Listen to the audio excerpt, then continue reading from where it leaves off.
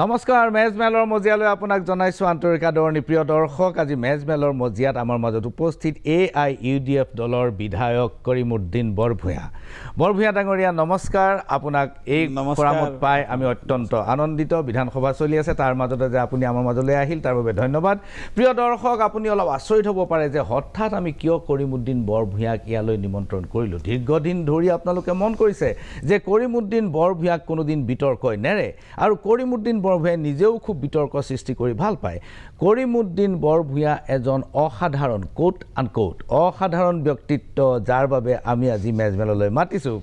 কৰিমউদ্দিন বৰভূঞা ডাঙৰীয়া মেজমেলৰ মজিয়ালৈ আমি নোবেল বঁটা বিজয়ক মাতিছো মেজমেলৰ মজিয়াত প্ৰতিজন মুখ্যমন্ত্ৰীয়ে ইয়াত অংশগ্ৰহণ কৰিছে প্ৰয়াত তৰুণ গগৈ ডাঙৰীয়াৰ শেষ অনুষ্ঠানটো এই মেজমেলতে আছিল তেখেতৰ ৰাজহুৱা অনুষ্ঠান আমি বিধায়ক মাত্ৰ দুজনকে নিমন্ত্ৰণ কৰিছো আপোনাকে ধৰি প্ৰথমজন আছিল অখিল গগৈ আৰু দ্বিতীয়জন আপুনি ধন্যবাদ আপোনাক এনেকৈ এটা ইম্পৰ্টেণ্ট প্লেটফৰ্ম দিয়াৰ কাৰণে আৰু বহুত ধন্যবাদ কিন্তু মই আৰম্ভ কৰিব লাগিব অভিযোগেৰে আমাৰ কাম জনগণৰ হৈ আপোনাক প্ৰশ্ন কৰা নিশ্চয় আপোনাৰ বিৰুদ্ধে মই এটা অভিযোগ তুলিম যিটো অভিযোগ আপুনিও জানে এই অভিযোগটো লৈ যিহেতু অভিযোগটো দীঘলীয়া গতিকে মই এটা ভিডিঅ' প্ৰস্তুত কৰিছোঁ এই ভিডিঅ'টো মই নিজে নেৰেট কৰিছোঁ আপুনি এবাৰ চাই লওক সেই ভিডিঅ'টো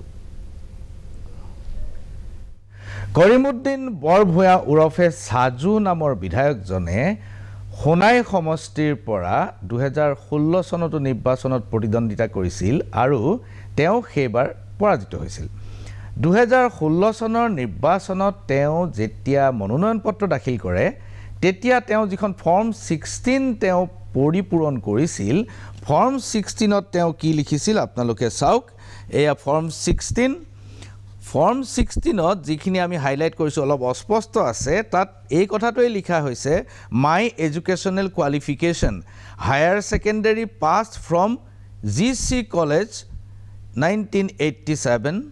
আৰু ডিপ্ল'মা ইঞ্জিনিয়াৰিং ইন 1990 অৰ্থাৎ শিলচৰৰ GC কলেজৰ পৰা তেওঁ হায়াৰ ছেকেণ্ডেৰী পাছ কৰিছে 1987 চনত আৰু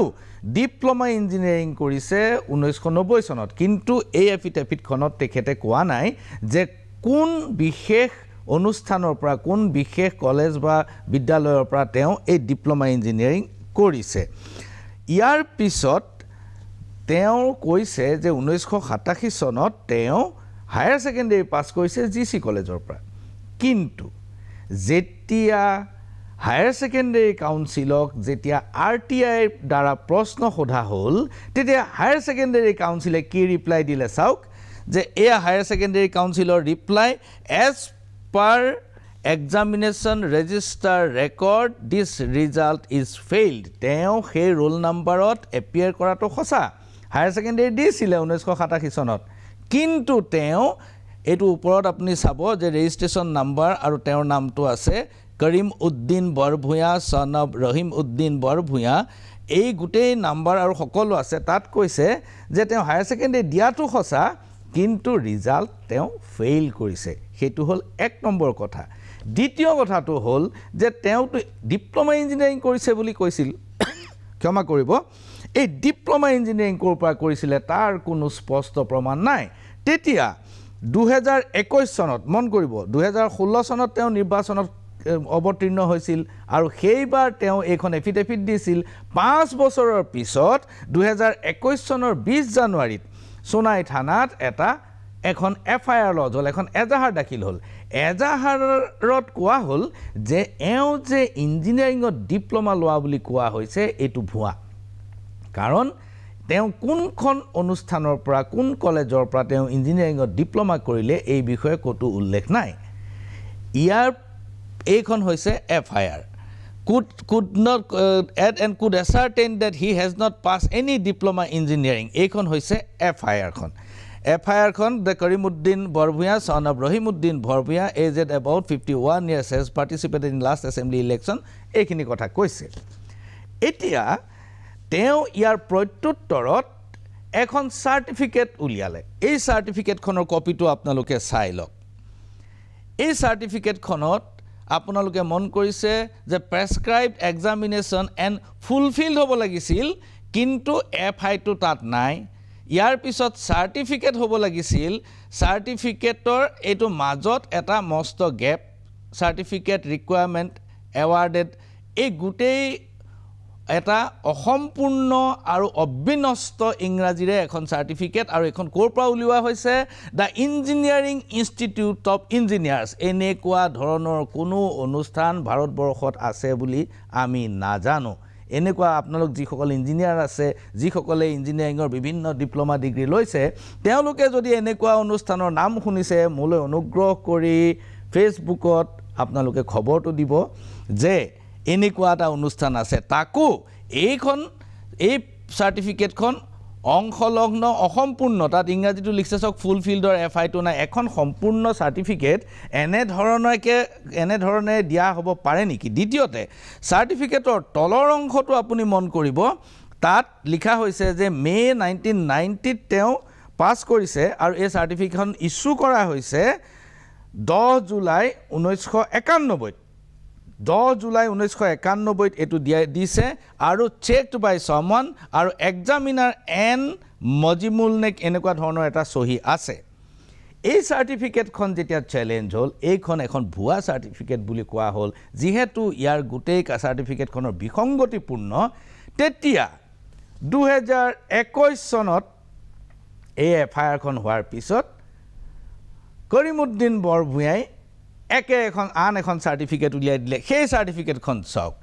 এইখন certificate prescribed examinations and fulfilled certificate requirement এইখন একদম কাৰেক্ট কৰি দিলে ফুলফিল্ডটো ভৰাই দিলে সাৰ্টিফিকেটটো ছপাই দিলে ইত্যাদি ধৰণে তেওঁ সাৰ্টিফিকেটখন উলিয়ালে কিন্তু তলৰ যিটো সহি এই সহি 1991 চনত যিজনে সহি মাৰিছিলে এক্সামিনাৰ সেই একেজন মানুহেই সহি কৰিছে তেওঁ এবাৰ কন্ট্ৰোলাৰ বুলি সহি কৰিছে বুটকৰ কন্ট্ৰোলাৰ এক্সামিনেশন বুলি সহি কৰিছে একেজন মানুহে সহি কৰিছে 1991 চনৰ পৰা 2021 চন পৰ্যন্ত এই মানুহজনে চাকৰিও কৰি আছে জিয়ায়ো আছে আৰু একে ধৰণৰ সাৰ্টিফিকেট একে তাৰিখত উলিয়াই দিছে 30 বছৰৰ পিছত মন কৰিব এইটো হল সাৰ্টিফিকেটৰ অংশ 2016 চনৰ এফিডেভিটৰ এই জালিয়াতি এতিয়া আহক 2021 চন যিটো নিৰ্বাচনত তেওঁ সোনাই সমষ্টিৰ পৰা AIUDF দলৰ টিকেটত জিকি আহিছে এইবাৰ তেওঁ এফিডেভিট ফাইল কৰিব লগা হল নিৰ্বাচনৰ বাবে এয়া হৈছে তেওঁৰ এফিডেভিটৰ প্ৰথম পৃষ্ঠাটো এতিয়া প্ৰথম পৃষ্ঠাটোৰ পিছত আমি যেতিয়া যাম তেওঁৰ একাডেমিক কোৱালিফিকেশনৰ বিষয়টোলৈ তেতিয়া আমি এটা দ্বিতীয় এখন এফিডেভিটৰ পৃষ্ঠা চাম এই দ্বিতীয় পৃষ্ঠাটোত তেওঁ লিখিছে এখন চাওক highest educational qualification BA pass from Chaudhary Charan Singh university Meerut in the year 2019 চনত তেওঁ মিৰাটৰ চৌধুৰী চৰণ সিং বিশ্ববিদ্যালয়ৰ পৰা BA পাস কৰা বুলি তেওঁ সাৰ্টিফিকেটত দেখুৱাইছে কিন্তু যিমান দূৰ মই জানো যে চৌধুৰী চৰণ সিং ইউনিভাৰ্চিটিখন এখন কেন্দ্ৰীয় বিশ্ববিদ্যালয় ইয়াত ডিস্টেন্সৰ কোৰ্স কে সময়ত নাছিল আৰু এইখন ইউনিভাৰ্চিটি ডিগ্ৰী BA ডিগ্ৰী দিয়ে বুলিও কোনো ৰেকৰ্ড নাই তথাপিও আমি মানি ললো কৰিমউদ্দিন বৰভূঞাই চৌধুৰী চৰণ সিং ইউনিভাৰ্চিটিৰ পৰা 2019 চনত BA পাস কৰিলে কিন্তু চৌধুৰী চৰণ সিং ইউনিভাৰ্চিটিলে যেতিয়া RTI প্ৰেৰণ কৰা হল চৌধুৰী চৰণ সিং ইউনিভাৰ্চিটিয়ে কি প্ৰত্যুত্তৰ দিলে চাও হিন্দীত আছে প্ৰত্যুত্তৰটো আমি চাই লম আপোনালোকে দেখিব যে Karimuddin Barbhuiya son of late Rahimuddin Barbhuiya नाम का विद्यार्थी परीक्षा में सम्मिलन नहीं हुआ है অৰ্থাৎ এই নামৰ কৰিমউদ্দিন বৰভূঞা নামৰ কোনো মানুহ পৰীক্ষাত এপিয়াৰ কৰা নাই পৰীক্ষা দিয়াই নাই এয়া হৈছে কৰিমউদ্দিন বৰভূঞাৰ এফিডেভিটত থকা জালিয়াতিৰ অংশ বিশেষ কৰিমউদ্দিন বৰভূঞা ডাঙৰীয়া এতিয়া আপোনাৰ উত্তৰ মোৰ 2016 যেটো আপুনি দেখাইছে এই ভুল তথ্য দি যেটো এফআইআৰ কৰিছিল মই আপোনাক এটা অনুৰোধ কৰিম আপুনি যেতিয়া এফআইআৰৰ কপিটো পাইছে তেতিয়া হলে পুলিশ তেতিয়া মই এমএলএ নাছিলে যিজনে কেস কৰিছে মোৰ এগেইনষ্টত তেওঁ তেতিয়া ডেপুটি স্পিকাৰ আছিলে বা যি মানুহে কেস কৰাইছে তেওঁ গভৰ্ণমেণ্টৰ এজন বিজেপিৰ এমএলএ আছিলে প্লাস ডেপুটি স্পিকাৰ আছিলে অসম বিধানসভাত তেতিয়া হলে তেওঁ পুলিশে যে ৰিপৰ্টটো দিব বিফোৰ এমএলএ সেই ৰিপৰ্টটো আপুনি বিশ্বাস কৰিব, ৰাইজেও বিশ্বাস কৰিব। মই আপোনাক অনুৰোধ কৰি আছোঁ, সোণাই থানাৰ পৰা এই ইনভেষ্টিগেশ্যন যিটো চাৰ্টিফিকেট দেখাইছে, এইটো ফেক চাৰ্টিফিকেট, এডিটেড চাৰ্টিফিকেট, মোক ডিফেম কৰাৰ কাৰণে চাৰ্টিফিকেট। আৰু এই চাৰ্টিফিকেট দি যেতিয়া মানুহদিক কেছ কৰাইছে, তেতিয়া পুলিচে যে ইনভেষ্টিগেশ্যন কৰিছে, ইনভেষ্টিগেশ্যন ৰিপৰ্টটোত আপোনালোকে চাই ল'ব কি আছে। কেছটো FR দিছে, অনলাইন এভিডেঞ্চ আছে, সবখিনি ডকুমেণ্ট, তেওঁৰ কেছ ভুল, কেছৰ তথ্য ভুল, এইবিলাক সব কাগজপত্ৰ ভুল বুলি পুলিচে ৰিপৰ্ট দিলে, পুলিচে ৰিপৰ্ট দিছে। মোৰ দিয়া তথ্যখিনি শুদ্ধ। আৰু মই যি এফিডেভিট দিছিলোঁ, সেই এফিডেভিটৰ ছেকেণ্ড পাৰ্টত লিখা আছে যে GC কলেজক তেতিয়া যেতিয়া ৰিজাল্ট দিছিল, বোৰ্ডত যেতিয়া ৰিজাল্ট দিছিল, তেতিয়া পাছ আছিলোঁ। আজিলৈকে মই চিঠি দি DC কলেজত হেৰান। DC কলেজে মোক ৰিপ্লাই দিছে যে আপোনাৰ ৰিজাল্টটো আনফৰ্চুনেটলি আমি দিব পৰা নাই। তেতিয়া উইথেল্ড, তেতিয়া নিউজ পেপাৰতো ওলাইছিল তেতিয়াৰ দিনত। তাৰপিছত মই খং কৰি গৈ ডিপ্ল'মা কৰিলোঁ, প্ৰাইভেট ডিপ্ল'মা। এই কথাখিনি টোটেল ইনভেষ্টিগেশ্যন কৰি পুলিচ ৰিপৰ্ট দিছে। তেতিয়া গোটেইখিনি আপোনালোকে চাই ল'ব। আৰু সেৱাই যিটো দিছে তাত কি কৈছে, ফেইল বুলিও কোৱা নাই, হেৰি তেওঁৰ ৰেকৰ্ডটো মই যিখিনি জানো, তেতিয়া ডেপুটি স্পীকাৰে ইনফ্লুৱেঞ্চ কৰি কিনি ৱাৰ্ড টাইপিং মিষ্টেক। এইটো মোৰ তাত, মই আপোনাক লাগিলে মই GC কলেজৰ ৰিপ্লাই যিটো RTIৰ, সেই ৰিপ্লাইটো দিব পাৰিম, তাত কি লিখি দিছে। আৰু এই এফিডেভিটত, গোটেই এফিডেভিটৰ ছেকেণ্ড পেজ যিখন, সেইখনত গোটেই তথ্য মই দাঙি ধৰিছোঁ, কি কাৰণত ৰিজাল্ট ওলোৱা নাই, কি হৈছিল, ঘটনাটো কি। তাৰপিছত মই হায়াৰ ছেকেণ্ডাৰী কৰিলোঁ, তাৰপিছত কি কৰিলোঁ, গোটেইখিনি দিছোঁ। হায়াৰ ছেকেণ্ডাৰী আপুনি ক'ৰ পৰা কৰিলে? মই কাউন্সিলৰ পৰা কৰিছোঁ। তাৰপিছত 2012 সেইখিনি সব তথ্য আপোনাক মই দি দিম। আপুনি কাইণ্ডলি, আপুনি মোক ক'লেহেঁতেন, মই সব কাগজ আপোনাৰ হাতত দি দিলোঁহেঁতেন। সব পুলিচ ৰিপৰ্টত আছে। ছেকেণ্ড হ'ল, আপুনি যিটো RTI কৈছে যে চৌধুৰী চৰণ সিঙৰ ITI যিটো দিছে, মই আপোনাক অনুৰোধ কৰিম, যিহেতু আপোনাৰ তাত ITIৰ ৰিপ্লাই আছে, RTI কৰাৰ ডেটটো আপুনি কাইণ্ডলি দেখাওক না। RTI কৰা হৈছে 23/5/20/5 আৰু ৰিপ্লাই আহি গৈছে ইয়াৰ একমাহ আগতে 23/4। 100% ফলছ এণ্ড ফেব্ৰিকেটেড। এইটো আপোনাৰ তাত যদি এইটো তথ্য আছে, মই কাইণ্ডলি চেক কৰিম, আপুনি চেক কৰি এইটো মই অনুৰোধ কৰি আছোঁ আপোনাক। এখন RTI দিছে, কোনোবা মানুহে RTI কৰিছে কাৰণে ডেট অফ RTI মই আপোনাক অনুৰোধ, ৰিপ্লাই মাজত ৰিপ্লাই একমাহ আগত ৰিপ্লাই, একমাহ পিছত ডেট অফ RTI। তাৰপিছত হাইকোৰ্টত ইলেকশ্যন জিকাৰ পিছত আমাৰ ডেপুটি স্পীকাৰ যিজন আছিলে, 22,000 ভোটত হাৰাৰ পিছত তেওঁ এইখিনি অভিযোগ লৈ এবাৰ তেওঁ ডেপুটি স্পীকাৰ থাকোঁতে পুলিচে ক্লিয়াৰ কৰি দিলে বস্তুটো। সোণাই থানাৰ পৰা ইনভেষ্টিগেশ্যন হ'ল, ক্লিয়াৰ কৰি দিলে। তাৰপিছত যেতিয়া তেওঁ কেছ কৰিলে গ্ৰেজুৱেশ্যন লৈ, তেতিয়া RTIটো ভুল, টোটেল তথ্য ভুল, টোটেল ডকুমেণ্ট ভুল, য'ত যি দেখি আছে সব এভিডেঞ্চ ভুল দিলে। মই কি কৰিলোঁ, মই ক'লোঁ যে কোৰ্টত গৈ মোৰ এডভোকেটে ক'লে যে কোনোবা এটা তথ্যটো কাৰেক্ট তথ্য দি এজন মানুহৰ আগত ইলেকশ্যন পিটিশ্যন কৰিব লাগে। এতিয়ালৈকে আপুনি হাইকোৰ্টত পিটিশ্যন নম্বৰ 1 EP1 আপুনি গৈ অনলাইন চাই ল'ব, তাত কেছটো হিয়াৰিং হ'ব না নাই, কেছটো ৰিজেক্ট কৰাৰ কাৰণে মই এপিল কৰিছোঁ যথেষ্ট তথ্য দি। আৰু এইটো একদম 100% মই কোৰ্টৰ কথা ক'ব নোৱাৰোঁ, কিন্তু লাষ্ট 2 ইয়াৰ্ছৰ পৰা কেছৰ কোনো মানে কেছ এডমিট হৈ এইটোৰ ওপৰত কোনো শুনানি হোৱা নাই। ভুল তথ্য দিয়াৰ ওপৰত এতিয়া শুনানি চলি আছে। পাৰ্টিয়ে কেছ কৰিছে ভুল তথ্য দি, তাৰ ওপৰত শুনানি চলি আছে হাইকোৰ্টত। নাই, মই যিমান দূৰ জানিছোঁ, মই চেক কৰিছোঁ, তেতিয়া আপুনি কৈছে যে এইটো পিটিশ্যন মেইনটেনেবল নহয়। মেইনটেনেবল নহয়, মেইনটেনেবল তাত ৰিজন কি দিছোঁ মই, আপুনি ৰিজন দিছে, মই বুজিছোঁ, মই চেক কৰিছোঁ। এই মেইনটেনেবল নহয় যেতিয়া মই দিছোঁ, তাৰ ওপৰত আৰ্গুমেণ্ট হৈছে, তাৰ ওপৰত আৰ্গুমেণ্ট এতিয়াও চলি আছে। নাই, তাৰ ওপৰত আৰ্গুমেণ্ট হৈ গ'ল, হিয়াৰিং হৈ গ'ল। আজি এই যিটো আছে, মোৰ যিটো আছে উইথ এভিডেঞ্চ, মই একদম চিম্পুল এটা কথা, একমাহ আগত আপুনি ইমানখিনি চাইছে, তেতিয়া আপুনি নিশ্চয় এপ্লিকেশ্যনৰ ডেটটো চাইছে। মই চেক কৰিম, কাইণ্ডলি এইটো চেক কৰি এইটো ৰাজহুৱা কৰিব। আৰু মই অন ৰেকৰ্ড কৈ আছোঁ, ৰিপ্লাই একমাহ আগৰ আৰু RTI একমাহ পিছত, total false, fabricated and political defame কৰাৰ কাৰণে আফটাৰ কৰিছে। কিন্তু কেছটো আপোনাৰ, কেছটো যেতিয়া কৰিছে তেতিয়া আপুনি কৈছে যে this case is not maintainable, election কেছটো মেইনটেনেবল নহয়। য়েছ, আৰু সেইটোৰ ওপৰত হিয়াৰিং হৈ গ'ল, সম্পূৰ্ণ হৈ গ'ল, কিন্তু এতিয়ালৈকে ভাৰ্ডিক্ট হোৱা নাই। ভাৰ্ডিক্ট হ'লে গম পাই যাব ৰাইজে। মহামান্য উচ্চ ন্যায়ালয়ৰ মই গুৱাহাটী উচ্চ ন্যায়ালয়ৰ মুখ্য ন্যায়াধীশ ডাঙৰীয়াৰ দৃষ্টি আকৰ্ষণ কৰিব খোজোঁ যে ইলেকশ্যন কেছ আমি যিমান দূৰ জানো যে উচ্চতম ন্যায়ালয়ে এটা নিৰ্দিষ্ট সময়সীমা বান্ধি দিছে যি সময়ৰ ভিতৰত ইলেকশ্যন কেছ সম্পূৰ্ণ কৰিব লাগে এই কেছটোৰ হিয়াৰিং হৈ যোৱাৰ 6 মাহ হৈ গৈছে কেইমাহমান হৈ গৈছে কিন্তু এতিয়াও ইয়াৰ সুবিচাৰ হোৱা নাই হসা মিছা সকলো স্পষ্ট হৈ যাওক কৰিমউদ্দিন বৰভূঞা অথবা তেখেতৰ বিপৰীত পক্ষই যিকোনো এটা পক্ষই ন্যায় বিচাৰ ময়ো বিচাৰো যিমান সোনকালে পাৰি সোনকালে মোৰ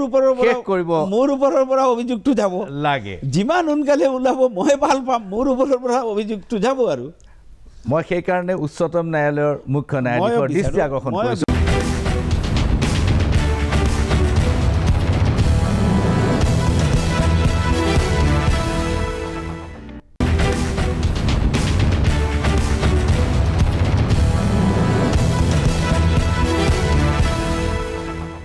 কৰিমউদ্দিন বৰভূঞা ডাঙৰীয়া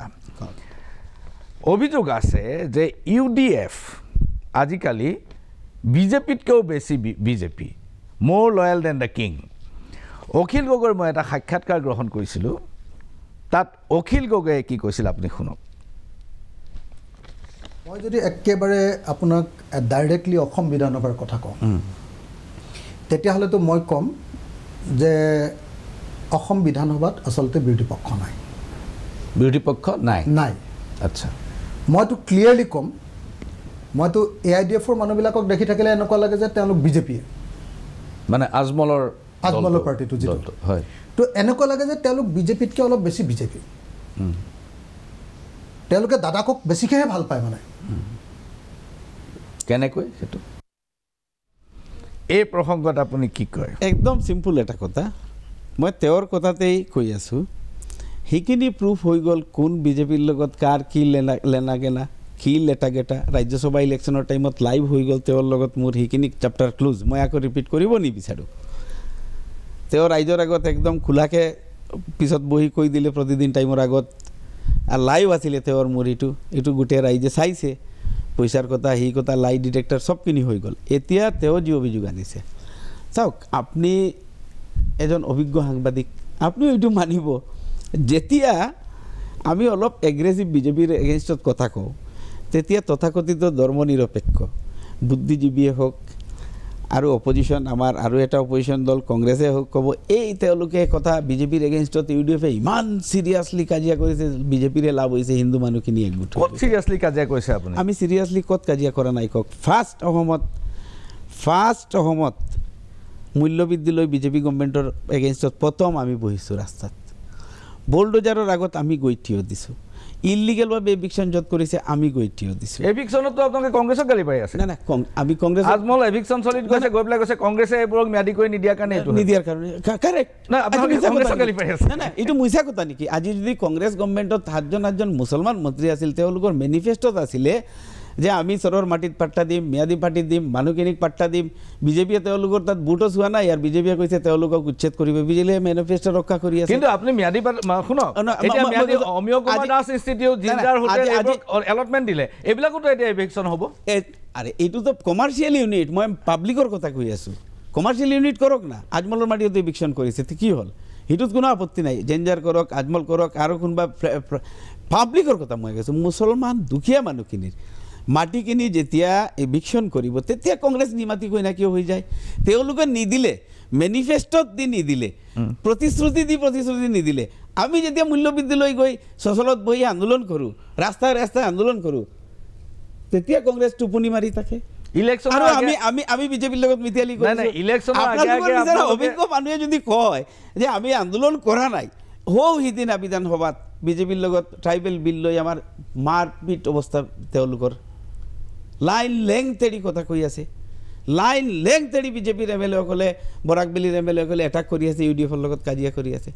আমি কি কৰিব লাগে মানে ডিঙিটো কাটি দিলে কৈ আমাৰ নাই ৰাজনৈতিক দলটো কংগ্ৰেছে কয় UDF বন্ধ কৰি দিলে আমি বিজেপিক আঁতৰাই দিম আপুনি কওকচোন বাৰু আৰু এটা ভিডিঅ' মই আপোনাক দেখুৱাম একে অখিল গগৈ তেখেতে এটা গুৰুত্বপূৰ্ণ কথা কৈছে শুনক মোক এদিন CM-এ কৈ আছে কৰিমউদ্দিন বৰভূঞা বুলি যে এজন বিধায়ক আছে কৰিমউদ্দিন বৰভূঞা মইতো ভাবোঁ যে আমাৰ বিধায়কবিলাকৰ ভিতৰত এটা মানে আটাইতকৈ চাগে মানে 2 নম্বৰী মানুহবিলাকৰ ভিতৰত এজন তো সেই কৰিমুদ্দিন বৰভূঞাৰ কথা কৈ আছে এদিন চিএমে যে ডিচিয়ে মোৰ কথা নুশুনে কৰিমুদ্দিন বৰভূঞাৰ কথাহে শুনে আপোনাক কোনে ক'লে মুখ্যমন্ত্ৰীয়ে কৈ আছে আচ্ছা আচ্ছা হ্যাঁ মুখ্যমন্ত্ৰীয়ে কৈ আছে হা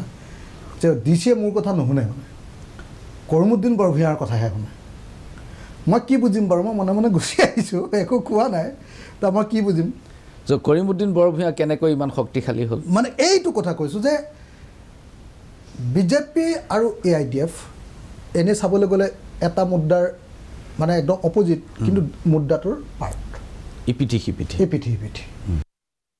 উদ্ধৃতি দিছে মুখ্যমন্ত্ৰীয়ে তেখেতক কোৱা বুলি কৈছে যে কৰিমুদ্দিন বৰভূঞাৰ কথা শুনে কিন্তু মোৰ কথা নুশুনে তেওঁ আৰু মুখ্যমন্ত্ৰীৰ ইমান মিতিয়ালি আৰু বহি তেওঁ আৰু মুখ্যমন্ত্ৰীয়ে পাৰ্চনেলি মোৰ কথা কোন দিছে শুনে আৰু কোন কথা নুশুনে ৰাইজৰ মাত বাদ দি কথা বাদ দি যদি পাতি আছে তেওঁতো ইজ মুখ্যমন্ত্ৰী চবতকৈ ক্ল'জ MLA আৰু তেওঁ বিজেপিৰ পৰা টকা পইচাৰ টোপোলা লয় সেইটোতো ৰাজহুৱাকৈ প্ৰুফ হৈ গ'ল মই যেতিয়া ক'লোঁ লাই ডিটেক্টৰৰ সন্মুখত আহক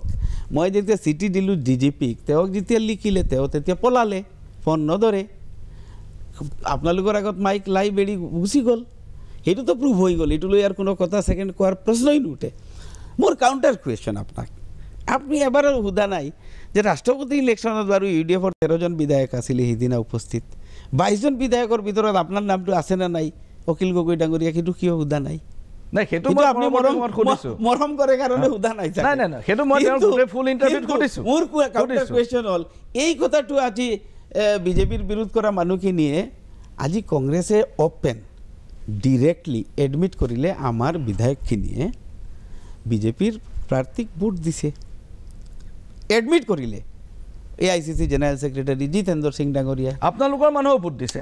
আমালোকৰ মানুহ এজনে ভোট দিয়া নাই মইতো 22জন কংগ্ৰেছে বুলি দিছে কৈছে উইথ এভিডেন্স কংগ্ৰেছে মানি লৈছে আপুনি ক'লেতো নহ'ব এভিডেন্স লাগিব এভিডেন্স দি কংগ্ৰেছে এডমিট কৰিছে তাৰপিছত আপুনি কেনেকৈ ক'ব UDFৰ মানুহে মই কংগ্ৰেছ প্ৰেচিডেণ্টে যিটো এডমিট কৰিছে তাক সোধক না আপুনি ৰাজুৱাকে কংগ্ৰেছ প্ৰেচিডেণ্ট আহিছিল আপুনিতো এবাৰ সোধা নাই যে আপোনাৰ মানুহখিনি কিয় এতিয়ালৈকে ছাছপেণ্ড কৰা নাই কিয় মই সুধিছোঁ এতিয়া আপুনি চাওক এতিয়া তেওঁলোকে বিজেপি বিৰোধ কৰিব এডমিট কৰিব আমাৰ MLA বিলাকে কিন্তু সংখ্যাৰ ফালৰ পৰা কংগ্ৰেছৰ যিমান হৈছে UDFৰ পৰা সমান গৈছে আচ্ছা এটা কথা এইটো গেছ কৰি আছে পলিটিকেল এটা নেৰেটিভ ক্ৰিয়েট কৰি আছে কংগ্ৰেছৰো গেছ কৰি আছে নাই নাই কংগ্ৰেছ ৰাষ্ট্ৰপতি নিৰ্বাচনত আপুনি ভোট উলিয়াব নোৱাৰে নাই ৰাষ্ট্ৰপতি আমাৰ 13জন মানে বাকী কৰ পৰা ভোট আহিছে নাই সেইটো কথা আপুনি কোনে কাক ভোট দিছে ৰাষ্ট্ৰপতি নিৰ্বাচনত আপুনি উলিয়াব নোৱাৰে ৰাজ্যসভাত উলিয়াব পাৰিব নাম্বাৰত একদম ডিৰেক্টলি নাম্বাৰে কৈ আছে যে কংগ্ৰেছৰ মানুহে ভোট দিছে নহ'লে ওলটাকে কংগ্ৰেছেও কৈ আছে নাম্বাৰে কৈ আছে UDFৰ মানুহে ভোট দিছে UDFৰ মানে আচ্ছা মই এবাৰ আৰ্গুমেণ্টত মই গ'লোঁ বোলে 13জন UDFৰ MLA আছে বাকী 22জন কেনেকৈ হ'ল এই 22জন কৰ পৰা হৈছে বুজি পালোঁ UDFে ভোট দিছে না বুথে ভোট দিছে এইটো UDFে দিছে না UDF ধৰি পেলাই এইখিনি হৈছে নাই নাই মই কৈছোঁ ঠিক আছে মই আৰ্গুমেণ্ট মানি লৈছোঁ ভূপেন বৰা ডাঙৰীয়াৰ আৰ্গুমেণ্ট আপোনাৰ আৰ্গুমেণ্ট মানিছোঁ ভূপেন বৰাই কাইলৈ 7জনক ছাছপেণ্ড কৰকচোন তাৰপিছত কথা কওক আহি আপোনালোকেওতো কৰা নাই ভূপেন বৰাই ৰাজ্যসভা ইলেকশ্যনত 2জনক ছাছপেণ্ড কৰি দিলে সিদ্দিক আৰু এজনক ছাছপেণ্ড কৰি দিলে আপোনালোকেতো কৰা নাই ৰাজ্যসভা ইলেকশ্যনত আপোনালোকে গাদ্দাৰী হৈ গৈছিল দিয়া নাই আমি এটা ভোটো দিয়া নাই তেওঁলোকে কিয় মহাৰাষ্ট্ৰৰ পৰা এজেণ্ট আনিব আহিছে এভিডেন্স আছে আপোনালোকে ৰিপন বৰাৰ এজেণ্টক বহিব লাগে ৰিপন বৰাই উইথ ফটো মই পাব্লিক কৰিছোঁ দিনা ৰিপন বৰাই এজেণ্ট ফৰ্ম ফিল আপ কৰি নজৰুলক তেওঁৰ চইচত বহাইছে ৰিপন বৰাই কিয় কংগ্ৰেছ এৰি গুচি গ'ল ৰিপন বৰাই কিয় কৈ থাকে বিজেপি সিদিনা ৰিপন বৰাই প্ৰেছ মিটত কৈছে যে এই মানুহখিনিয়ে বিজেপিক ভোট দিয়া মানুহখিনি আকৌ কেনেকৈ বিজেপি বিৰোধ কৰিব আমি কিয় এই গঠবন্ধনত আপোনালোকে প্ৰথমবাৰৰ কাৰণে অবজেকশ্যন আনিছিল ৰাজ্যসভা ইলেকশ্যনত যে ৰিপন বৰাই দিয়া এজেণ্ট আমি নবহাওঁ আমি ফাৰ্ষ্ট কৈছোঁ ৰিপন বৰাৰ এজেণ্ট আমি দিম AICCৰ এজেণ্ট মানুহ AICCৰ আৰে আমাৰ পলিটিকেল পাৰ্টিৰ এজেণ্ট আমি দিম নাই AICCয়ে দিব তেওঁ এজন ভাড়াটী মানুহ আনিছে বম্বেৰ পৰা অসমত এজন কংগ্ৰেছী বিশ্বাসী নাই মইতো নাম কৈছিলোঁ যে নুৰুল দা ডাঙৰীয়াক দিয়ক he is a honest MLA তেওঁলোকে কিয় চাটে বাটে কাক আনি দিলে চিনি নাপাওঁ মানুহ এজনক ৰিজনটো কি কিমান টকাত বিক্ৰী হৈছে আজি কথাটো হ'ল কংগ্ৰেছৰ এজেণ্টজনক আপোনালোকে নামানিলে নামানিলো নহয় কংগ্ৰেছে আমাৰ অসমৰ কংগ্ৰেছী মানুহজনক কিয় দিয়া নাই তেওঁলোকে বিক্ৰী হোৱা মানুহটোক দিছে এইটো প্ৰুফ হ'ল কথা ঠিক কংগ্ৰেছে যিজন এজেণ্ট দিব খুজিছিলে আপোনালোকে মনা নাই কংগ্ৰেছে পুৰণি কথা হৈ গ'ল নাই আপুনি কওক না কংগ্ৰেছৰ পাৰ্টিৰ এজেণ্ট UDFে দিব নাই UDFৰ এজেণ্ট কংগ্ৰেছে দিব কংগ্ৰেছে নিজৰ এজেণ্ট দিব কংগ্ৰেছে আমিও আপোনালোকৰ জোট বন্ধনৰ মাজৰ আমাৰ ৰিপন বৰা কেণ্ডিডেটৰ চইচৰ এজেণ্ট আমি দিছোঁ নজৰুলক তেওঁ বহি ফৰ্ম ফিল আপ কৰি চহী দিছে ফটো মই আপলোড কৰিছোঁ আপুনি চাওক ফটো ওলাই কংগ্ৰেছৰ নাই ৰিপন বৰা কেণ্ডিডেট তেওঁৰ দিছোঁ মোৰ কাউণ্টাৰ কুৱেশ্যন ৰিপন বৰা কিয় কংগ্ৰেছ এৰি গুচি গ'ল সেইটো তেওঁৰ কথা সেইটো বেলেগ কথা এই এক্সপ্লেনেশ্যন তেওঁ দিছে মোক ৰাজ্যসভাত ভোট দিয়া নাই এই 4-5 দিন আগতে কৈছে বিজেপিত ভোট দিয়াৰ কাৰণে মই তেওঁলোকৰ লগত নাই আচ্ছা এইখিনিতে লৈছোঁ সময়ৰ বাণিজ্যিক বিৰতি চাই থাকক মেজমেল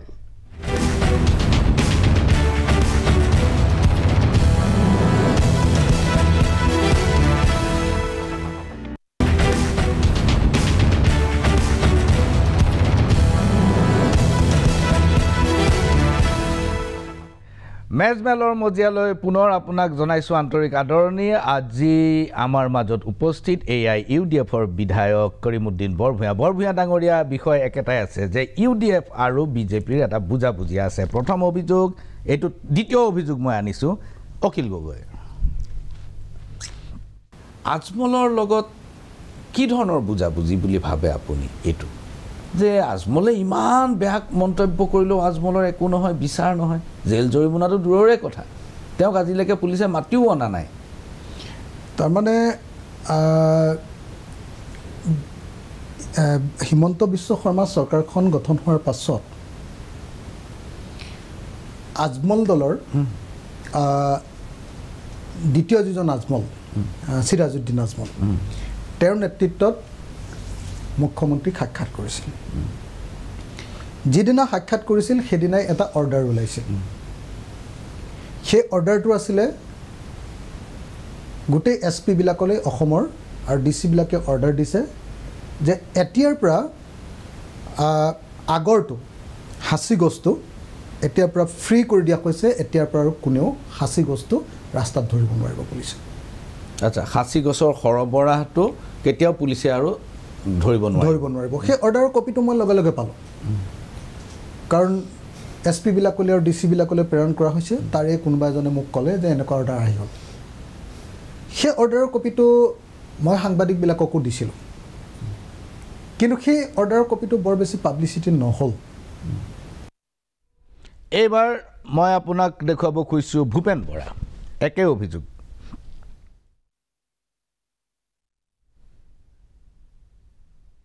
যিদিনা আগৰ গছৰ ব্যৱসায়ৰ প্ৰতিবন্ধকতাটো মুখ্যমন্ত্ৰীয়ে চাইন কৰি দিলে সেইদিনাখন আবেলি ক'লে যে এজন শ্ৰেষ্ঠ মুখ্যমন্ত্ৰী যদি শ্ৰেষ্ঠ মুখ্যমন্ত্ৰী হয় তেতিয়াহ'লে আপোনালোকে কাৰ লগত আছে এই যে হাসিগছৰ অৰ্ডাৰ এই কথাটো মই ক্লিয়াৰ কৰিম এই অৰ্ডাৰটো মই দৰ্শকক দেখুৱাব খুজিছোঁ এইটো হয় অৰ্ডাৰৰ কপিটো মই আপোনালোকক দেখুৱাইছোঁ এইটো অৰ্ডাৰ মুখ্যমন্ত্ৰীয়ে কৰিছিলে আৰু এইটোত কোৱা হৈছিলে যে হাসিগছৰ যিসকলে ৰোৱে আৰু যিসকলে প্ৰতিপালন কৰে তেওঁলোকৰ সুবিধাৰ কাৰণে হাসিগছৰ সৰবৰাহ ব্যৱসায়ত কোনো এইটো এইটোত সমস্যা কৰিব নালাগে আৰু সেইদিনাখনেই আজমল ভাতৃ চিৰাজউদ্দিনে কৈছিল বোলে অভিযোগ মতে ভূপেন বৰা আৰু অখিল গগৈ যে এজন অসমৰ শ্ৰেষ্ঠ মুখ্যমন্ত্ৰী কৰিমুদ্দিন বৰভূঞা চাওক আপুনি অৰ্ডাৰটো যে ৰাজহুৱা কৰিছে এইকাৰণে মই আপোনাক থেংকছ দিছোঁ তাত ক্লিয়াৰলি লিখা আছে যিবিলাক মানুহে হাসিগাছ লগায় পুলি লগাই গছ লগাই তেওঁলোকৰ কোনো বাধ্যবাধকতা নাই তেওঁ গছ কাটিব আৰু য'ত ত'ত ছাপ্লাই দিব পাৰিছোঁ এই অৰ্ডাৰখন দি আজমলৰ মনোপলিটো ভাঙি দিছে মুখ্যমন্ত্ৰী ডাঙৰীয়া কাৰণ অসমত এজোপা গছো আজমলৰ হাসিগাছ নাই গছটো হৈছে আপাৰ আসামৰ ডুবলি কোনে ক'লে আপোনাক আজমলৰ হাসিগছ নাই বুলি কোনে ক'লে আপোনাক আপোনালোকৰ বৰাক ভেলী চিৰাজউদ্দিন আজমলৰ বিঘা মাটি আছে তাত টি গাৰ্ডেন আছে মই হাসিগছ চেলেঞ্জ কৰি আছো এটা তাত হাসিগছ আছে মই আপোনাক কৈ আছো হাসিগছ নাই টি গাৰ্ডেনত হাসিগছ নহয় মই আপোনাক কৈ আছো মই একদম অন ৰেকৰ্ড আপোনাৰ কথাটোত মই একদম ৰাজহুৱাকে চেলেঞ্জ কৰি আছো যোৰহাট যাওক শিৱসাগৰ যাওক আপাৰ আসামত হাসিগছ হয় আৰু গোটেই থলুৱা অসমীয়া আমাৰ আপাৰ আসামৰ মানুহখিনিৰ এটা মেজৰ পাৰ্ট গৰুৱা ইনকামৰ চ'ৰ্চ হ'ল হাসিগছ তাত আজমলৰ লাইচেঞ্চ আছিলে ইণ্টাৰনেশ্যনেল তাৰ কাৰণে তেওঁ গৈ পাৰ্চেজ কৰে মনোপলি পাৰ্চেজ কৰে তেওঁ পাৰ্চেজাৰ হিচাপে কৰিছিল এতিয়া যেতিয়া এই অৰ্ডাৰটো ওলাই দিছে তেওঁলোকে যাৰ য'ত মৰ্জি তত বিক্ৰী কৰি আছে এই অৰ্ডাৰৰ কাৰণে যদি লাভ হৈছে আজি অখিল গগৈ ডাঙৰীয়াই এই মন্তব্যৰ কাৰণে শিৱসাগৰ তেওঁৰ অহাবাৰ কিমান ফেচ কৰিব লগা হ'ব কাৰণ গ্ৰাউণ্ড ৰিয়েলিটিটো তেওঁ লুকাই ৰাখিছে তেওঁৰ সমষ্টিত মই কৈ আছোঁ তেওঁৰ সমষ্টি আমগুৰিৰ পালৰ পৰা এইটো চাইড যোৰহাট গোটেই আপাৰ আছামত হৈছে হাঁচি গছ ভৰ্তি সেইবিলাক কাটি মালি মানুহে বিক্ৰী কৰে নট অনলি আজমল দুনিয়া বৰ যিবিলাক বেপাৰী আছে সকলে কিনে এই অৰ্ডাৰৰ কাৰণে আপাৰ আছামৰ ইকনমি গ্ৰ' হৈ গৈছে যোৰহাট শিৱসাগৰৰ পৰা সেইটো হৈছে এইটো মুখ্যমন্ত্ৰী হাঁচি গছ সদায় কাটি আছে তেনে কম পৰিমাণৰ হাঁচি গছ হয় চোৰাং কাঠৰ বহুত বেপাৰ হয় চোৰাং হাঁচি গছৰ বহুত বেপাৰ হয় পুলিচে হাত দিব নোৱাৰে মই কৈ আছোঁ তেতিয়া কিমান হাঁচি গছ আহে শিৱসাগৰৰ হাঁচি গছ যিটো আছিলে তেতিয়া সেই গছৰ মূল্য থলুৱা অসমীয়া মানুহজনে কম পাইছিল চোৰাং পথে তেওঁ লৈ গৈছিল মানুহবিলাকে তেতিয়া আজি যেতিয়া অফিচিয়েল কৰি দিছে তেওঁলোকে উচিত মূল্যত বিক্ৰী কৰি আছে আপুনি আপোনাৰ কেমেৰা পাঠাই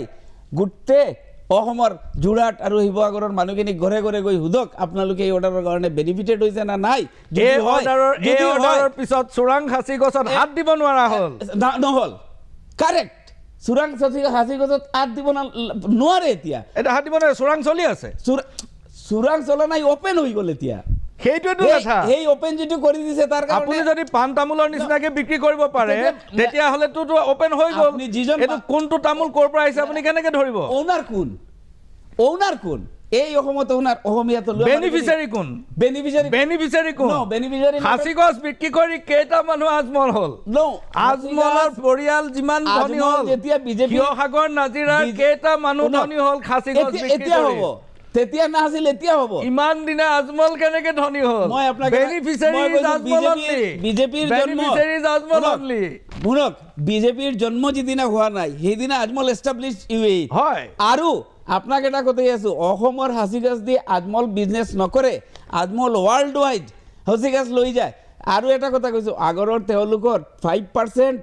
only 5% total business on India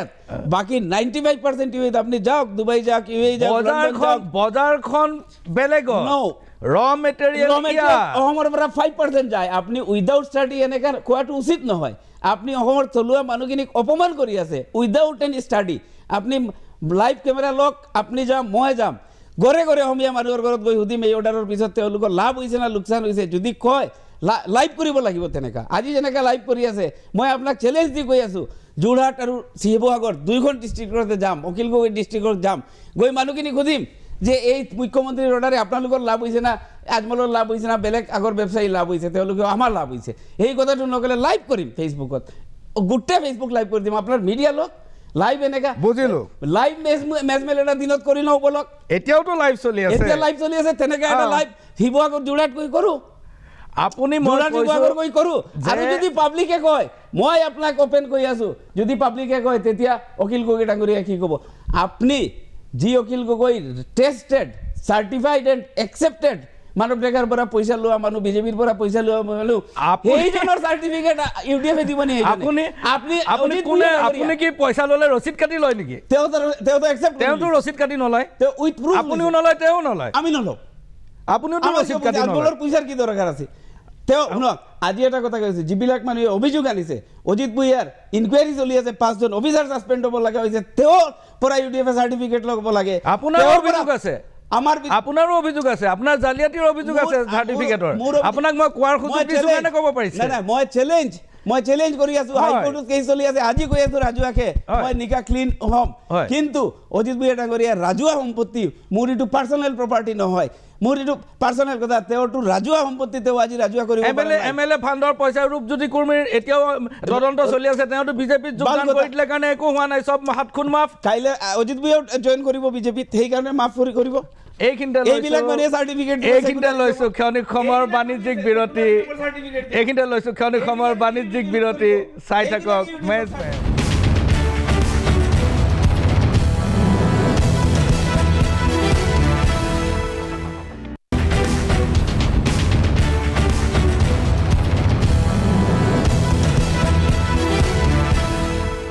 পুনৰ ঘূৰি আহিছোঁ মেজমেলৰ মজিয়ালৈ আৰু মেজমেলত উপস্থিত এআই ইউডিএফৰ বিধায়ক কৰিমুদ্দিন বৰভূঞা অভিযোগ শেষ হোৱা নাই অভিযোগৰ ওপৰত অভিযোগ মই আনি আছোঁ আপোনাৰ ওপৰত এতিয়া চাওঁ আন এটা অভিযোগ ভূপেন বৰাই মোৰ এক সাক্ষাৎকাৰত মেজমেলত কৈছিল এই কথাটো শুনক ভৱানীপুৰত ডাইচ ARDFৰ ডাইচ ভৱানীপুৰ উপ নিৰ্বাচনত ARDFৰ ডাইচ অসম চৰকাৰ মন্ত্ৰীয়ে তদাৰক কৰিছে পাঁচদিনা ARDF অহা কথা নাই ARDFে ভৱানীপুৰত অহা কথা নাই ভৱানীপুৰত আমি ৬,০০০ ভোটত হাৰিছোঁ ARDFে ৭,০০০ ভোট পাইছে হঠাৎ খবৰ পালোঁ যে আজমল ডাঙৰীয়া মিটিং কৰিবলৈ আহিব তাৰপিছত তাত দেখিছোঁ এজন অসম চৰকাৰৰ আমাৰ সেইফালৰ নামনি অসমৰ নলবাৰীৰ ফালৰ এজন মন্ত্ৰীয়ে গৈ ডাইচৰ কাম চাইছে হেলিকপ্টাৰ কাম চাইছে ARDFৰ মানুহে কৰা নাই বিজেপি মন্ত্ৰীয়ে ভৱানীপুৰ উপ নিৰ্বাচনত ARDFৰ ডাইচৰ টকা পে'মেণ্ট কৰিছে হেলিপেডৰ পইচা পে'মেণ্ট কৰিছে হেলিকপ্টাৰৰ পইচা পে'মেণ্ট কৰিছে ভৱানীপুৰ উপ নিৰ্বাচনত নামনি অসমৰ এজন বিজেপি মন্ত্ৰীয়ে AIUDFৰ সভাখন তদাৰকী কৰিছিল ডাইচৰ কাম কাজ চাবলৈ যোৱা বুলি তেখেতে কৈছে তেখেতে নিজে দেখা বুলি কৈছে আপুনি কি চাওক ভূপেন বৰা ডাঙৰীয়া আজি যে অসমৰ ৰাজনীতিত লাহে লাহে তেওঁৰ কথাবোৰ একেবাৰে চিৰিয়াছলি ৰাইজে নলয় এইবোৰ কথাৰ কাৰণে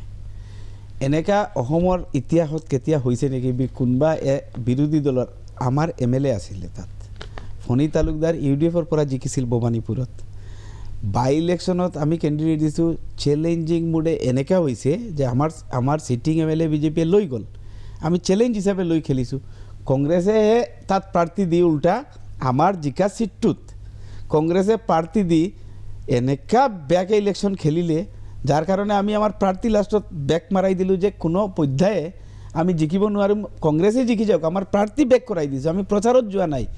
ফাৰ্ষ্ট 7 দিনৰ ভিতৰত মই আপোনাক কৈ আছোঁ ভূপেন বৰা ডাঙৰীয়া যদি ৰাজনীতিত সঁচা আছে তেতিয়া আপুনি ডিচিৰ পৰা তাৰ ইলেকশ্যনৰ লিষ্টটো ওলাওক মিটিঙৰ এতিয়াও আছে লিষ্টখন তাত পাব ফাৰ্ষ্ট 7 দিনৰ ভিতৰত আজমল চাপ গৈছে যোৱাৰ পিছত আমি যেতিয়া দেখিছোঁ বিজেপি জিকি যাব বিজেপিক হেৰুৱাবৰ কাৰণে আমাৰ প্ৰাৰ্থীত অলমোষ্ট আমি ব্লক কৰি দিছোঁ কোনো মেল মিটিং কৰা নাই আমি যোৱা নাই আজমল চাপ যোৱা নাই মই গৈ এজেণ্ট মই আপোনাক আজি কৈ আছোঁ পলিটিকেলি মই এটা ল'ৰাক মাৰ্ডাৰ কৰিব নিচিনা হৈছে আমাৰ দলৰ ফালৰ পৰা যি প্ৰাৰ্থী দিছিলোঁ এজন এডভোকেটক তাৰ এজেণ্টলৈকে আমি দিবলৈ দিয়া নাই যে বিজেপি হাৰক কংগ্ৰেছ জিকক তাতো তেওঁলোকে পৰা নাই আৰু আজি এইটো 100% মিছা এটা কথা কৈ আছে ভৱানীপুৰৰ ৰাইজক আমাৰ পাৰ্টিৰ অৰ্গেনাইজেশ্যন বাদ দিয়ক এনি মানুহক আপুনি গৈ সুধি আহক যে ভৱানীপুৰ বাই ইলেকশ্যনত আমাৰ ৰুল কি আছিলে কংগ্ৰেছ লিডাৰৰ ৰুল কি আছিলে বিজেপিৰ ৰুল বিজেপিৰ লগতো ডায়েছ চেয়াৰ এইবিলাকতো কথা মানে একেবাৰে বাচ্চায়ো নক'ব না ডায়েছ চেয়াৰ বুলি কোৱা নাই ডায়েছৰ কাম কাজ তদাৰকী আৰে আমি মিটিঙে কৰা নাই ক'ত কি কৰিব আমি মিটিং মই আপোনাক কৈ আছোঁ এদিন আজমল চাপ প্ৰথমতে গৈছিল এটা মিটিং পাতি গুচি আহিছে তাৰপিছত আমি কোনো মিটিঙো পতা নাই মেল মিটিঙত যোৱা নাই অলমোষ্ট অফ কৰি দিছোঁ ফ্লেগ পোষ্টাৰ আদি কৰি দিছোঁ হেলিকপ্টাৰ নিয়া নাই হেলিকপ্টাৰত এটা মিটিংটো দূৰৰ কথা হেলিকপ্টাৰ ইফালে ওচৰত পাজৰতে যোৱা নাই কোনো মিটিং 100% মিছা কথা হেলিকপ্টাৰ যে কৈছে তেওঁ ভৱানীপুৰ ইলেকশ্যনত হেলিকপ্টাৰ বাদ দিয়ক আপুনি চাওকচোন ইলেকশ্যন কমিশ্যনক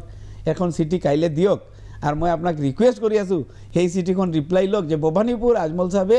বাই ইলেকশ্যনত হেলিকপ্টাৰ লৈ গৈছিল নি যদি গৈছে আপুনি মোক ৰাজুৱাকে আকৌ মাতক ভূপেন বৰা ডাঙৰীয়াক তেতিয়া আপুনি সুধক বোলে ইমান গোখাত মিছা কথা এটা পাৰ্টি নেশ্যনেল পাৰ্টিৰ প্ৰেচিডেণ্টে কেনেকৈ কৈছে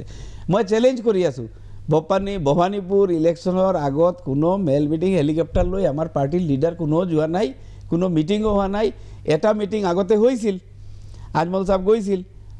বিগিনিঙত তাৰপিছত আমি কংগ্ৰেছ জিকাৰ কাৰণে আমি আমাৰ প্ৰাৰ্থী অফ কৰি দিছোঁ তেতিয়া তুমি জিকিব পৰা নাই তাৰ মানে 100% ভূপেন বৰা ডাঙৰীয়া মিছা কথা কৈছে মিছা অভিযোগ আপোনাক মই এটা এভিডেঞ্চ দিছোঁ আজি যদি ইলেকশ্যন কমিশ্যনৰ তাত আপুনি পাব আপুনি যদি লেটাৰ ভৱানীপুৰৰ যিকোনো মানুহক সুধিলে মানি নালাগে আপুনি এটা চিঠি দিয়ক না কাইলৈ ইলেকশ্যন কমিশ্যনক ডেপুটি কমিশ্যনাৰ যে আজমল চাহাবে ভৱানীপুৰ বাই ইলেকশ্যনত হেলিকপ্টাৰ ক'ত ইউজ কৰিছিল তেতিয়া ৰিপ্লাইটো পাই যাব আজমলৰ নামতো হেলিকপ্টাৰ বিলেই নাই বিলটোতো বিজেপিৰ মন্ত্ৰীয়ে পে' কৰা বুলি কৈছে আৰে আজমলৰ মিটিঙত পাৰমিশ্যনটো থাকিব না হেলিকপ্টাৰ মিটিঙৰ আজমলৰ আচ্ছা বিজেপিৰ মিনিষ্টাৰে কৰিছে আজমলৰ নামত বিজেপিৰ মিনিষ্টাৰে কৰিছে এইটো ওলাই দিয়ক আৰু নহ'লে আজমলে নিজে কৰিছে হেলিকপ্টাৰ ইউজ কৰিছে মই ভৱানীপুৰৰ যিকোনো ভৱানীপুৰৰ মানুহে চাই আছে আৰে ভৱানীপুৰৰ মানুহে এতিয়াও টেলিভিশ্যনত চাই আছে হেলিকপ্টাৰ লৈ মিটিং কৰিছে নি এক নম্বৰ আৰু এইটোতো কৰক গোটেই ৰাইজক সোধক আপুনি কেমেৰা লগাই কাইলৈ সোধক আৰু লগতে মই এটা ৰিকুৱেষ্ট কৰিম ভৱানীপুৰৰ বাই ইলেকশ্যনৰ ইলেকশ্যন কমিশ্যনাৰ ডিচি সোধক যে আজমলে হেলিকপ্টাৰ লৈ মিটিং কেইখন কৰিছে ক'ত তেখেতৰ কথাটোত এটা কথা আছে যে হেলিপেড নিৰ্মাণত তদাৰকী কৰিছে হেলিকপ্টাৰ গ'লে হেলিপেডটো এনেও বনাব পাৰে হেলিকপ্টাৰ নগ'লেও বনাব পাৰে কথাটো নিজেই চেঞ্জ কৰি দিলে ভূপেন বৰাই কৈছে হেলিকপ্টাৰৰ তদাৰকী কৰিছে নহয় হেলিপেডৰ মই আকৌ বজাব ক'ম আকৌ বজাওক হেলিপেডৰ মই চ্যালেঞ্জ কৰি আছো হেলিপেড ভবানীপুৰত ডাইচ ARDFৰ ডাইচ ভবানীপুৰ উপনিৰ্বাচনত ARDFৰ ডাইচ অসম চৰকাৰ মন্ত্ৰীয়ে তদাৰক কৰিছে পাঁচদিনা ARDF অহা কথা নাই ARDFে ভবানীপুৰত অহা কথা নাই ভবানীপুৰত আমি ৬,০০০ ভোটত হাৰিছোঁ ARDFে ৭,০০০ ভোট পাইছে হঠাৎ খবৰ পালোঁ যে আজমল ডাঙৰীয়া মিটিং কৰিবলৈ আহিব তাৰপিছত তাত দেখিছোঁ এজন অসম চৰকাৰৰ আমাৰ সেইফালৰ নামনি অসমৰ নলবাৰীৰ ফালৰ এজন মন্ত্ৰীয়ে গৈ ডাইচৰ কাম চাইছে হেলিকপ্টাৰ কাম চাইছে ARDFৰ মানুহে কৰা নাই কাম চাব মই ভূপেন বৰা ডাঙৰীয়াক চ্যালেঞ্জ কৰি আছো এই কথাৰ ওপৰত ৰাজহুৱাকে যদি 1% এজন সততা থকা ৰাজনীতি মিছা কথা কোৱা ৰাজনীতিবিদ নহয় তেতিয়াহ'লে তেওঁ যাব আপুনি টিম পটক লাইভ কেমেৰা লৈ যাম কত ৰাইজক সুধিম ডিসি অফিসত সুধিম ইলেকশন কমিশনক সুধিম যে এনেকা হেলিকপ্টাৰ ইউজ কৰিছিল নি আপুনি হেলিকপ্টাৰটোত গুৰুত্ব দিছে কিন্তু নামনি অসমৰ বিজেপি মন্ত্ৰীয়ে ডাইচৰ কাম চাইছে এই কথাটোত কিয় গুৰুত্ব দিয়া নাই মই কৈছো এৰ মানে কি জানে 100% মিছা কথা কৈছে আপুনি এই কথাটো কওক যে নামনি অসমৰ কোনো বিজেপি মন্ত্ৰীয়ে হেলিকপ্টাৰৰ কাম চোৱা নাছিল মই চ্যালেঞ্জ কৰি আছো নামনি অসমৰ হেলিকপ্টাৰৰ কথা নাই মন্ত্ৰীৰ কথা কৰ পৰা আহিব মিছা কথা আপনি কিয় ইনসিস্ট কৰে মই কৈছো তেখেতে কৈছে যে মিছা কথা নহয় যিজন মানুহে হেলিকপ্টাৰ মিছা কথা ক'ব পাৰে মন্ত্ৰীৰ কথা 100% মিছা আপুনি এই কথাটো কওক যে বিজেপিৰ কোনো মন্ত্ৰী মোৰ মতে কম আপোনাৰ মতে নকও নহয় মই প্ৰশ্নটো সুধিছো আপোনাৰ প্ৰশ্নৰ উত্তৰ ইটো মিছা কথা মই এভিডেন্স দিলো আপুনি এভিডেন্সত কিয় না যায় আপোনাক মোক তেওঁৰ এলিগেশনটো আছে তেওঁৰ এলিগেশনটো আছে নামনি অসমৰ মন্ত্ৰীয়ে ডাইচৰ কাম চাইছে এই কথাটো মিছা বুলি কওক কোনো মিছা 100% মিছা ফাইন 100% মিছা ভূপেন বৰা 100% মিছা কথা কৈছে নামনি অসমৰ কোনো মন্ত্ৰীয়ে ডাইচৰ কাম চোৱা নাই সাম অচলত পাজৰত নাই কোনো মন্ত্ৰী কিয় যাব মন্ত্ৰীৰ লগত কাজিয়া আমাৰ ধন্যবাদ মই নেক্সট কোৱেশ্চন লাইছো মিছা কথা কৈছে মই নেক্সট কোৱেশ্চন লাইছো মাওলানা এজন আপোনালোকৰ দলৰ নেতা যথেষ্ট সন্মানিত নেতা তেখেতে AIUDF দলটো জন্মলগ্নৰ পৰা নেতৃত্ব দিছে দাৰুল উলুম দেওবন্দত তেখেত পঢ়ি আহিছে আৰু তেখেতক ৰাজনৈতিক নেতা হিচাপেই নহয় বৰঞ্চ এজন সামাজিক আৰু ধৰ্মীয় নেতা হিচাপেও তেখেতক ৰেসপেক্ট কৰে মানুহে মৌলানা বদৰুদ্দিন আজমলে গুজৰাট নিৰ্বাচনৰ পূৰ্বে এটা বাইট দিলে এই বাইটটো আপুনি শুনিছে মই আকৌ এবাৰ আপোনাক শুনাব খুজিছো तो मैं चीफ मिनिस्टर साहब का आह्वान करूंगा कि आप तो माशाल्लाह इस वक्त पूरे हिंदुस्तान के चीफ मिनिस्टरों में प्राइम मिनिस्टर मोदी के बाद आपका नंबर आ रहा है अमित शाह जी के बाद आपका नंबर आ रहा है हाँ तो इसलिए आपको तो कोई कमी नहीं है आप 2 4 5 लव जिहाद खुद कर लो ठीक है हमारी मुसलमान बच्चियों को भगा के लेके जाओ कहाँ रखोगे वो जगह हम लोग को बता देना हम आपको मिठाई देने आएंगे हम झगड़ा करने नहीं आएंगे समझे कि नहीं हमारी मुसलमान बच्चियों को आप भगा ले जाओ लेकिन आप करो अपने घर में 4 5 मुसलमान लड़कियों को ले जाओ भगा के रखो और लव जिहाद उनसे करो जितना शरीर में ताकत है उतना ताकत आजमा लो कमर में कितना ताकत है वो भी देख लिया जाएगा এজন মৌলানাৰ মুখত এনেকুৱা কথা শোভা পায় নে মই কৈ আছো এই কথাৰ পিছত এই গুটে সেন্টেন্সটোত মই না যাও সেন্টেন্সত আগো আছে পিছো আছে মাজৰ কথা এইখিনি তথাপিও আমি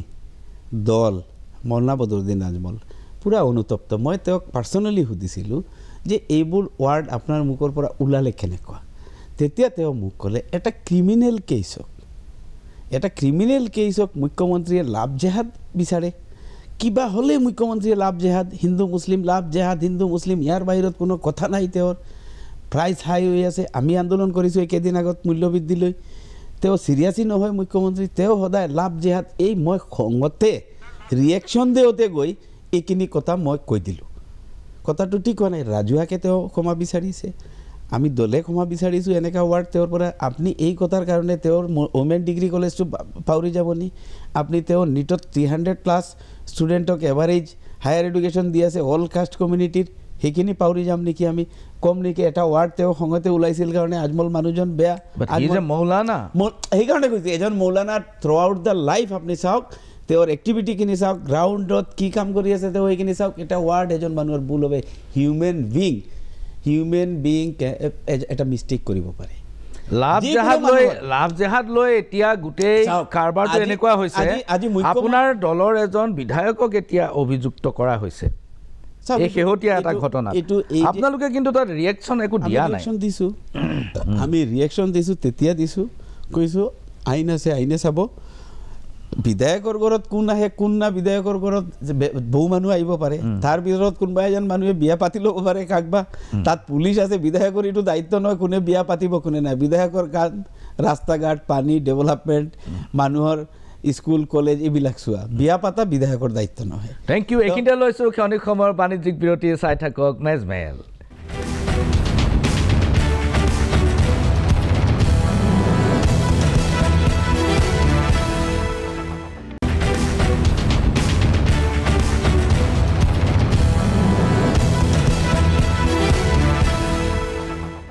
পুনৰ ঘূৰি আছোঁ মেজমেলৰ মজিয়ালৰ মেজমেলত আজি উপস্থিত AIUDFৰ বিধায়ক কৰিমুদ্দিন বৰভূঞা ডাঙৰীয়া আৰু অভিযোগ মই নুতুলোঁ আছিল কিন্তু এতিয়া আৰু সময় নাই আৰু নুতুলোঁ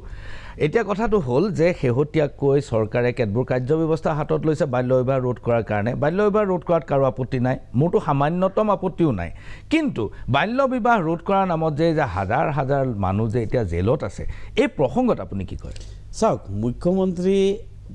বাল্য বিবাহলৈ একেবাৰে চিৰিয়াছ নহয় 100% RSS বিজেপিৰ এজেণ্ডাত তেওঁ টোটেল পলিটিকেল এক্ট কৰি আছে তেওঁ কিয় ৰুল ফ্ৰেম কৰা নাই তেওঁ ইলিগেল একশ্যন কিয় লৈ আছে মানুহৰ মাজত এটা আভুৱা সৃষ্টি কৰিব বিচাৰে যে মুছলমানৰ বাল্য বিবাহ মই বন্ধ কৰি আছোঁ 100% পলিটিকেল সাম্প্ৰদায়িক মনোভাৱ লৈ তেওঁ কৰি আছে একদম ক্লিয়াৰ আপুনি চাব সিদিনা মই এছেম্বলিত তেওঁ ৰিপ্লাইত কৈ আছে মই সকলো মানুহক এৰেষ্ট কৰিছোঁ মই কাউণ্টাৰ কৰি দিলোঁ তেতিয়া হাউচত বোলে আপুনি 30-70-30 প্ৰপৰ্শ্যন টি গাৰ্ডেনৰ মানুহখিনি কিয় ধৰা নাই যদি আপুনি চিৰিয়াছ হয় মই কোৱা নাই টি গাৰ্ডেনৰ মানুহ এৰেষ্ট কৰিব বুলি মই কৈছোঁ টি গাৰ্ডেনৰ মানুহবোৰৰ প্ৰতি আপোনাৰ কোনো দায়বদ্ধতা নাই নেকি তেতিয়া তেওঁ ক'লে নাই নাই চব কৰিছোঁ কৈ বেলেগ কথাত গুচি গ'ল আপোনাৰ নিচিনাকৈ মুখ্যমন্ত্ৰী টোটেল